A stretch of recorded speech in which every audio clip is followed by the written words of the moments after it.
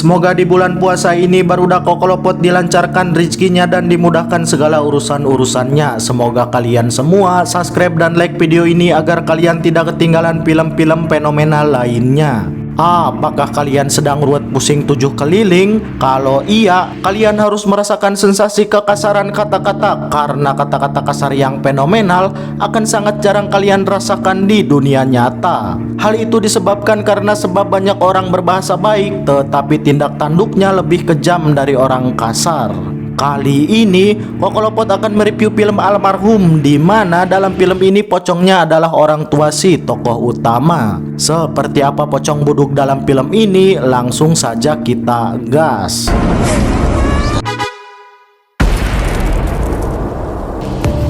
Film diawali dengan diperlihatkannya juragan Bangkong yang bernama Anto. Pak Anto ini kerap dipuji oleh para warga karena meskipun beliau ini juragan, akan tetapi ia tetap bisa meluangkan waktu untuk membantu istrinya pergi ke pasar. Wah, rumah sop-sopan gitu kan. Sayangnya istri bener ini. Sebelum pulang, ia memutuskan untuk menengok para pekerja karet di kebun miliknya, dan di sana telah ada Pak Kades Bapuk yang tengah menunggunya. Pak Kades menanyakan kepada Pak Anto tentang rahasia pesugihan agar ia juga bisa meniru kesuksesan Pak Anto. Gak bisa diapa-apakan, bibitan karet yang bagus buat petani kita. Ya nanti kita bicarakan lagi. Lalu Pak Anto tidak menjawab pertanyaan Pak Kades dan lebih memilih pulang karena sudah tajam ngising. Hingga dalam perjalanan pulang itulah tiba-tiba beruntungnya beliau masih dalam lindungan Allah Subhanahu wa Ta'ala dan selamat sampai ke rumah. Di sana ada anak bungsunya bernama Yanda. Gerah Pak pakai jaket. Bukannya menjawab perhatian anaknya, Pak Anto malah menasehati anaknya agar melanjutkan sekolah supaya tidak jadi pengangguran, beban desa, beban masyarakat, beban negara, beban agama, beban alam, bencana alam. Lalu Yanda menolak karena pengangguran adalah seni. Kemudian datang Ajeng, ia adalah ponakan Pak Anto yang akan bantu-bantu menyapu, mengepel, mengelus, membelai, dan lain-lain.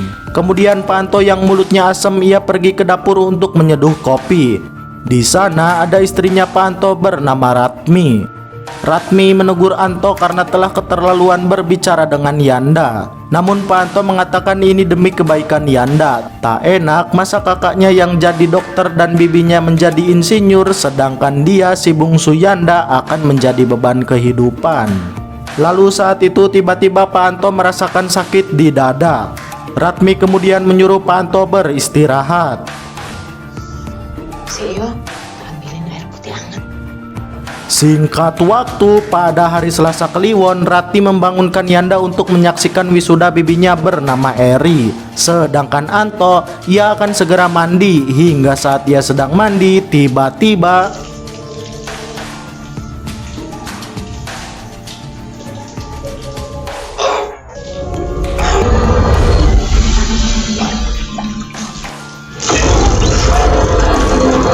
Anto pun modar di hari Selasa Kliwon, yang dimana menurut orang Jawa bila ada manusia bapuk yang modar di hari Selasa Kliwon maka keluarganya akan ditimpa kesialan. Nah, kira-kira kesialan apa yang akan menimpa keluarganya? Kita akan segera mengetahuinya. Kemudian Eri yang mendapat kabar ayahnya modar, ia malah pulang dan tidak jadi wisuda. Ia mengingat kenangan saat bersama ayahnya bahwa dulu mereka sangat dekat sekali. Lalu ada kakaknya yang paling tua bernama Kabar. Dia adalah seorang dokter yang bertugas di rumah sakit. Kemudian ada saudara Pak Anto yang bernama Suyoto, yaitu ayahnya si Ajeng.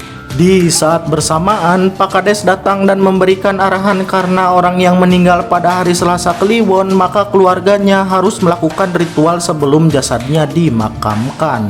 Pak Kades menyuruh keluarganya untuk memecahkan piring saat dalam perjalanan menuju pemakaman sebagai syarat untuk menghindari kesialan, karena kalau tidak dilakukan maka ayahnya itu akan mengajak keluarganya untuk ikut modar. Lalu Kabar yang polontosok menjadi orang kota ini tidak percaya mitos hingga harus dibujuk oleh si Eri. Juga gak bagus.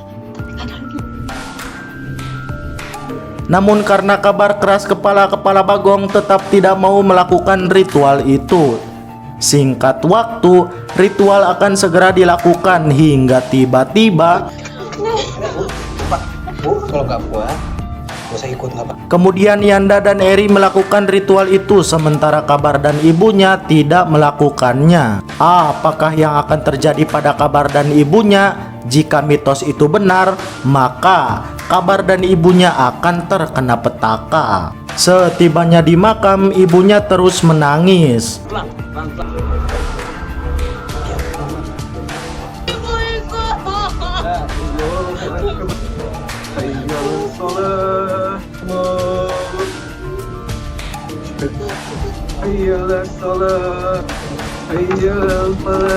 Singkat waktu, malam pun poek.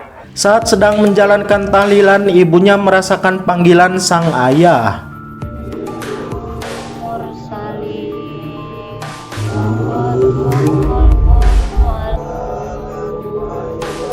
Hingga saat ibunya mencari arah suara sang ayah, lalu saat ibunya sedang popoekan itu, tiba-tiba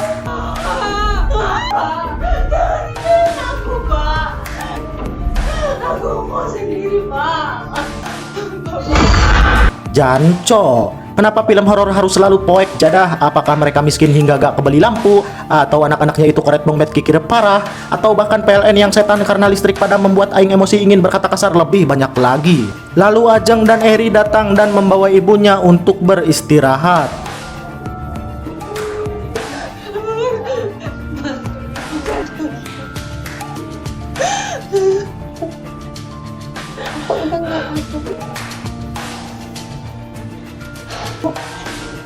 Kenapa, Bu?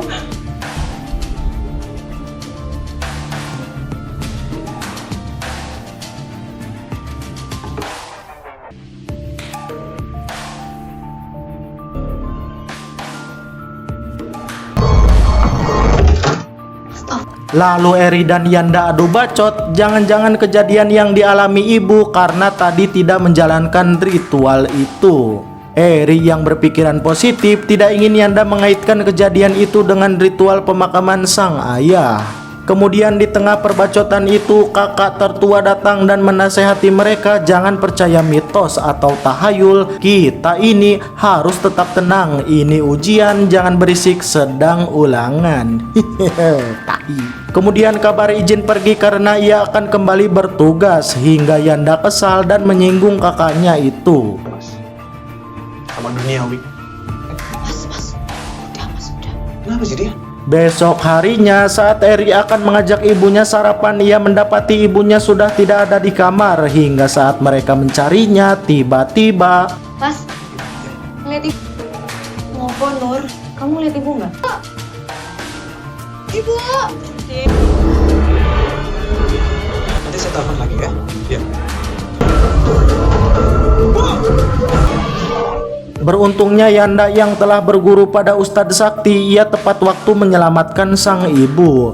Pak Kades kemudian mengingatkan Yanda agar menjaga ibunya karena ia merasa ada arwah bapaknya yang penasaran di sekitar rumah. Setelah itu ibunya kembali beristirahat. Lalu sesaat kemudian ibunya mengatakan, Punya kabar buruk. Ibu akan pergi sebentar lagi.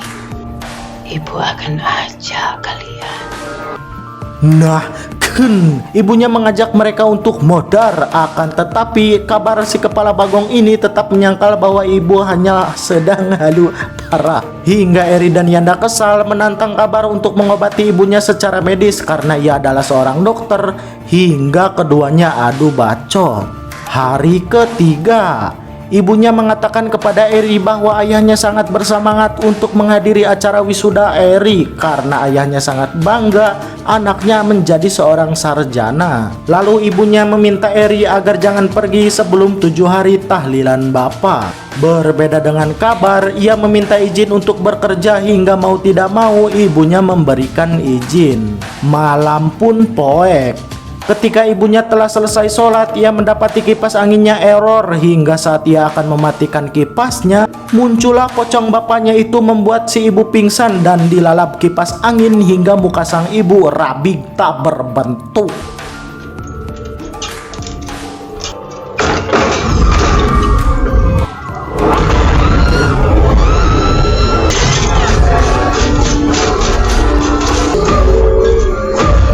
Setelah itu, Eri dan Yanda sangat terpukul dengan kematian ibunya yang sangat mengenaskan. Sesaat kemudian, Pak Kades memberikan alamat dukun sakti agar mereka meminta bantuan kepadanya untuk melepaskan kesialan yang dialami keluarganya. Kayak kematian itu hal yang bisa dicegah. Kamu istighfar, Yan, istighfar kamu. Di tengah malam, Eri yang sedang menemani jasad ibunya tiba-tiba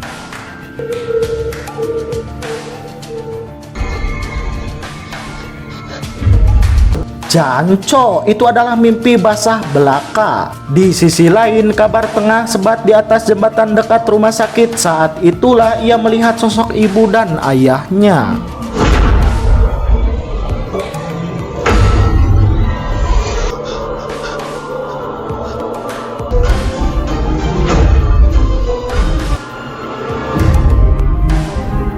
Hari keempat, jenazah ibunya telah selesai dimakamkan. Saat dalam perjalanan pulang, Yanda meminta Eri menemaninya untuk pergi ke dukun sakti karena arwah ayahnya pasti akan mengajak kabar juga.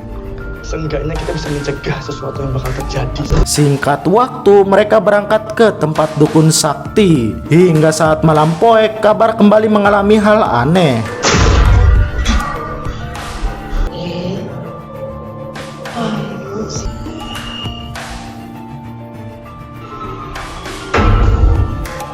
Lalu Pak Kades yang rakus akan harta ini menggoda kabar dengan berkata jika kebun sudah tidak ada yang ngurus, maka ia akan mengurusnya. Kebunan Mas Esa hubungi. Balik juga. Kamu ada kabar dari mereka? Pak Budi itu masih... Saya bilang kemarin itu. Kembali kepada Yanda dan Eri, mereka sudah sampai di tempat dukun sakti itu. Terlihat dukun itu bapuk kayak bagong. Yakin?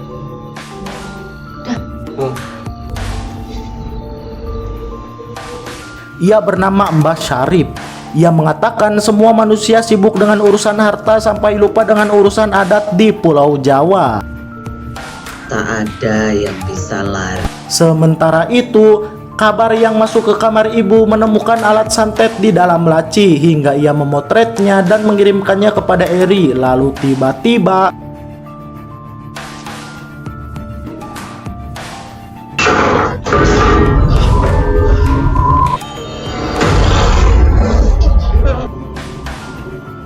Bapak! Ajeng yang telah menjadari kabar telah menghilang, ia menelepon Eri hingga Eri mendapat pesan dari kabar juga. Sementara itu, kabar yang membuntuti bapaknya telah sampai di tengah hutan hingga ia mengalami hal-hal mengerikan. Bapak! Seperti film bagong pada umumnya, ketika panik pasti akan tersantung.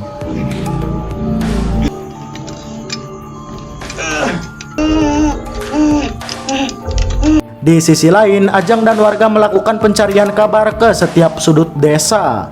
Kabar kemudian menghentikan mobil agar mengantarkannya ke rumah sakit. Namun saat sampai di sana,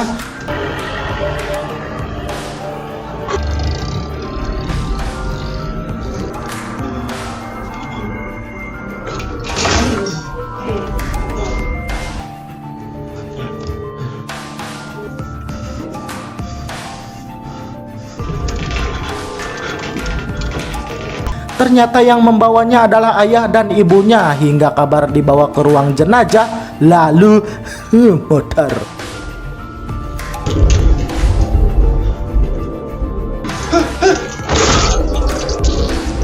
Saat itu Yanda dan Eri telah tiba dan warga memberitahu mereka bahwa kabar telah ada di rumah sakit. Namun ternyata kabar telah meninggal. Dokter mengatakan bahwa kabar ditemukan di lantai dan meninggal akibat kehabisan sirup marcan. Atina fid dunya hasanah. Hari kelima, jenazah kabar telah dikuburkan. Mereka berdua kembali bersedih dan harus menanggung biaya acara tahlil sebanyak 3 mayat. Jancok.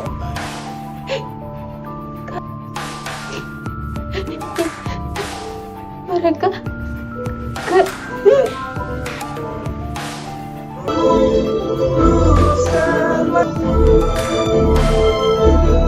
Walau gampang juragan. Seharusnya aku sayang. Malam harinya, Eri yang tengah dalam kesedihan ia menemukan benda santet dalam kamarnya. Hingga ia berkesimpulan ada orang yang mengirim santet dengan dalih tradisi ritual Jawa. Hingga mereka berdua kembali menemui Mbah Sarip untuk bertanya apakah santet itu penyebab kematian keluarganya. Mbah Sarip mengatakan bahwa jimat itu berisi tanah kuburan yang dilakukan oleh orang berniat buruk. Untuk melepaskan kutukan ini, Mbah Sarip menyuruh mereka melakukan sebuah ritual dengan mengubur Yanda dan Eri setengah badan. Ritual itu harus segera dilakukan sebelum santet itu datang. Ritual ini bertujuan untuk menukar takdir kematian mereka dengan kematian si pengirim.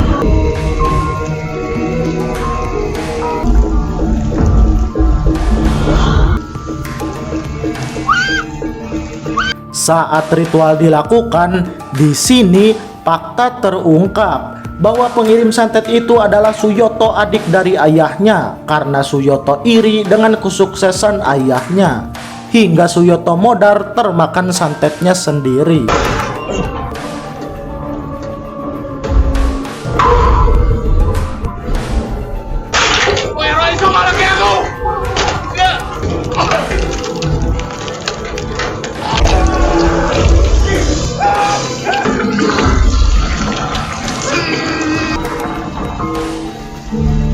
Eri yang sudah tidak tahan dikubur, ia malah kabur dan berniat untuk meninggalkan ritual tersebut. Namun untungnya saat melarikan diri, ia tersandung dan pingsan. Lalu scene berpindah ke kelakuan Anto zaman dulu, bahwa saat itu Suyoto meminta tolong kepada Anto agar menyekolahkan anaknya yang bernama Ajeng, karena Suyoto ini miskin dan beban kehidupan. Namun Anto tidak menolong Suyoto dan malah akan menyekolahkan anaknya saja, hingga Ajeng mengadu ke ayahnya. Saat itulah Suyoto yang merasa sakit hati menyuruh Ajeng meletakkan santet ini ke setiap kamar mereka. Hingga dari sinilah petaka menimpa keluarga Anto. Kembali kepada Eri, ia kembali dikubur untuk menyempurnakan ritualnya.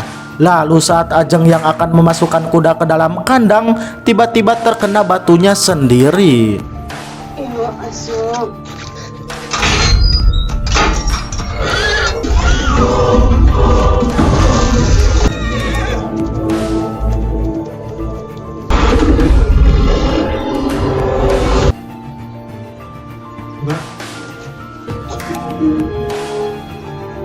Nah, akhirnya Pak Kades Rakus suka korup ini berhasil menguasai kebun karet Pak Anto karena anak-anaknya beleguk dan bobrok. Katanya Mbak ini mau Anggap aja ini tuh tuh deketin aku supaya bisa ngomong ke Bapak. Mbak mau di sini dulu. Kemudian scene diakhiri dengan Pak Kades yang membayar dukun sakti karena semua ini adalah rencana jahat Pak Kades untuk menguasai harta Pak Anto. Dasar Kades buruk, suka korup, babi. Kokolopot pamit. Ingat, bacot adalah seni. Bye-bye.